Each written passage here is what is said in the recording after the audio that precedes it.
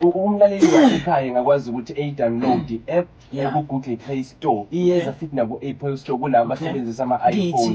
Ngithi-ke lapho isiza kithi-ke manje. Ngicacisa ukuthi isiza kithi-ke manje. Yes, siyeza kakhulu ko-Apple Store, siyeza ku-app dalayo uma ngabe usebenzisa uhlelo lwefoni lwama-Hawaii yabona. Kodwa life changing journey. App i-download-ani, life changing.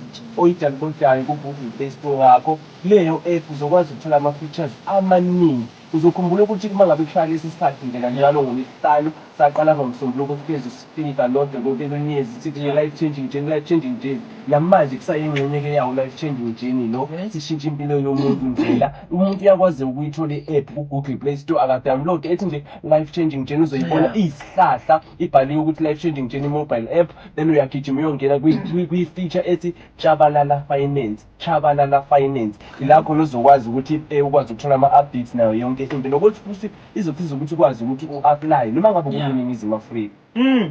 Yezwa kamlaleli, Tshabalala Finance ikwenzela izinto zibe lula. Mna ne-app ekwazi ukukudirecta straight to i-feature yakhona ekhuluma ngoTshabalala Finance.